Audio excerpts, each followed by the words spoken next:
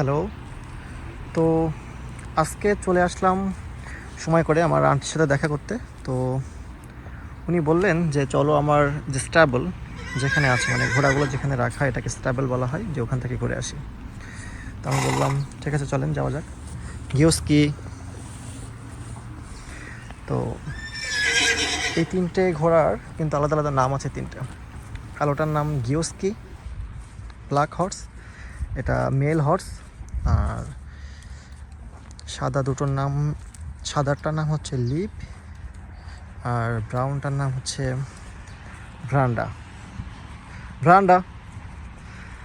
তো নর্মালি এই জায়গাগুলোতে কিন্তু মানে অ্যাক্সেস পাওয়া খুবই ডিফিকাল্ট। কোনো মানে পাবলিক এন্ট্রান্স কিন্তু সম্পূর্ণ ফরবিডেন, নিষেধ এখানে।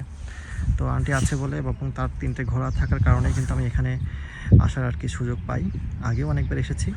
তো একটা শর্ট আইডিয়া নেওয়া যাক যে ঘোড়াগুলোর দাম কেমন, তাদের ডেইলি রুটিন, কী খায় বা কেমন খরচ।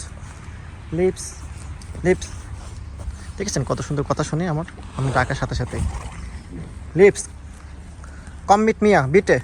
Lips, hello Lips. Now she is busy with her food. Lips হচ্ছে ফিমেল, দ্যাটস ওয়াই শি। তো ব্রান্ডাও দেখতে খুবই কোয়াইট অ্যান্ড কাম, মানে খুবই ঠান্ডা প্রকৃতির ঘোড়া। এগুলোকে বলা হয় আইসল্যান্ডিক হর্স। তো এই ঘোড়াগুলোর জন্য এখানে ওনাকে ভাড়া দিতে হয় প্রত্যেকটা ঘোড়ার জন্য 18,000 টাকা, 180 ইউরো। আর খাবার বাবদ, খাবারের জন্য পে করতে হয় 100 ইউরো, 28,000 টাকা। আর ইন্স্যুরেন্সের জন্য আরও 100 ইউরো, তার মানে 38,000 টাকা। এবং প্রত্যেকটা ঘোড়ার দাম আছে একটা ইন্ডিভিজুয়াল। তো সাদা ঘোড়াটার দাম 10,000 ইউরো, মানে বাংলাদেশ টাকা প্রায় 11 লাখ টাকা সামথিং। এটার দাম আপনার 12,000 ইউরো, এটার দাম প্রায় 12 লাখ। এবং যে ব্ল্যাকটা গিওস্কি, গিওস্কির দামটা একটু বেশি। গিওস্কি 14,500 ইউরোর মতো।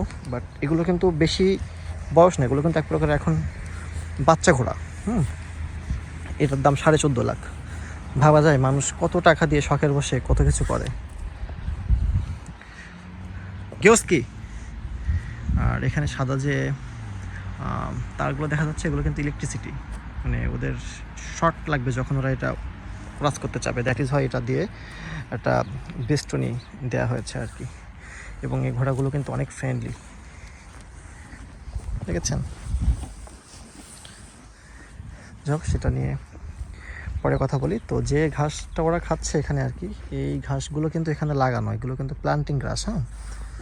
নর্মালি এখানে ঘাস লাগানোর পরে সেটা ওরা খাচ্ছে এখন আর কি। তো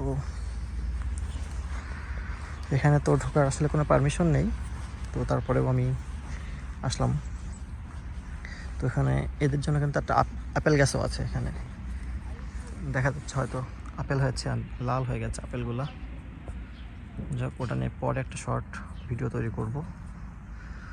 তো একটা ঘোড়ার জন্য এখানে আপনার প্রচুর টাকা পে করতে হবে, এবং ঘোড়া পোষাটা কিন্তু খুব একটা রাজকীয় শখ। মানুষ শখের বসে কত কিছু করে। তো আমার আন্টির বাসা থেকে এই যে স্টাবল যেখানে এখন আমি আছি, এটা ডিস্টেন্স 26 কিলো। তো প্রতিদিন তার মানে ওনাকে 52 কিলো আপ ডাউন করতে হয় গাড়িতে।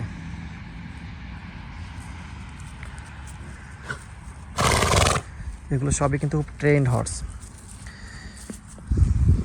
মানে কখনোই আপনি যেটা বলবেন সেটা শুনবে, বাট সেটার জন্য আলাদা ট্রেনিং রুম আছে এদের একটা। তো ওখানে আমি গিয়েছি অনেকবার।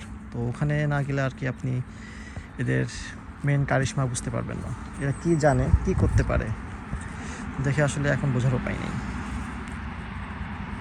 তো যেটা বলছিলাম, তো মানে লাস্ট উইকে আন্টি বললো যে ওদের যেন ডাক্তার আনা হয়েছিল, মানে মেডিকেল স্পেশালিস্ট।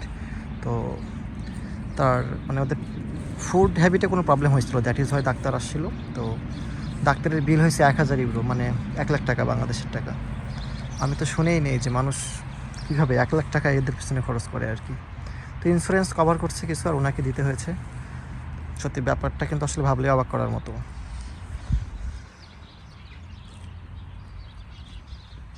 ব্রান্ডা,